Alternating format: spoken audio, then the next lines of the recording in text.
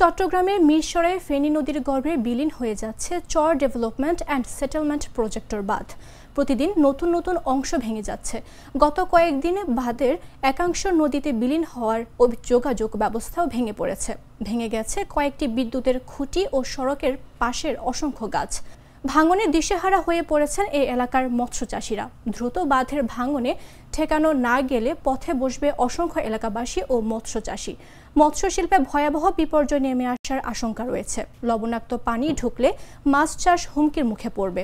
এ বিষয়ে উপজেলা নির্বাহী কর্মকর্তা মাহফুজা জেরিন বলেন, পানি উন্নয়ন বোর্ডের ইঞ্জিনিয়ারের সঙ্গে কথা বলে এই বিষয়ে যেন দ্রুত পদক্ষেপ নেওয়া হয়। পাউবো কর্তৃপক্ষ দ্রুত কার্যকর পদক্ষেপ না নিলে ভয়াবহ বিপর্যয় দেখা দেবে।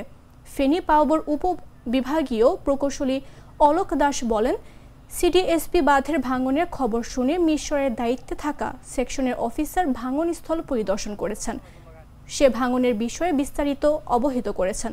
আলোচনা করে প্রয়োজনীয় উদ্যোগ নেওয়া হবে।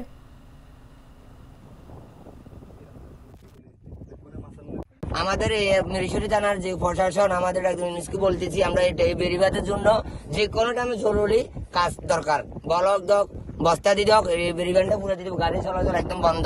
এটা যদি প্রশাসন যদি মানুষের আসলে দিকে এই রাস্তার দিকে নজর না দেয়, এটা অদূর ভবিষ্যতে এর থেকে আরো ভয়ানক পরিস্থিতি হবে। এখানে প্রায় 3000 ফিট পশ্চিমে প্রায় 3000 ফিট দিঘি ছিল, এগুলা ভাঙ্গিয়ে অনেক মৎস্যচাষীর ক্ষতি হয়েছে, মাছ সহ চলে গেছে।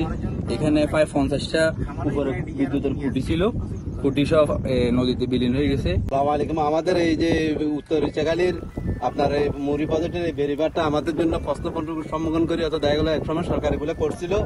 এখন গাড়ি যাতায়াতের সমস্যা, আমরা সিএনজি চালক বড় গাড়িরা সবাই একটু সমস্যা পড়ে গেছে। দ্রুত তাড়াতাড়ি আমাদের এই কাজটা সরকার করা। সানবিট সব দিবে সামাল। সানবিট ম্যাজিক প্রেস ডিশওয়াশিং এর মাথা ঘোরানো সলিউশন।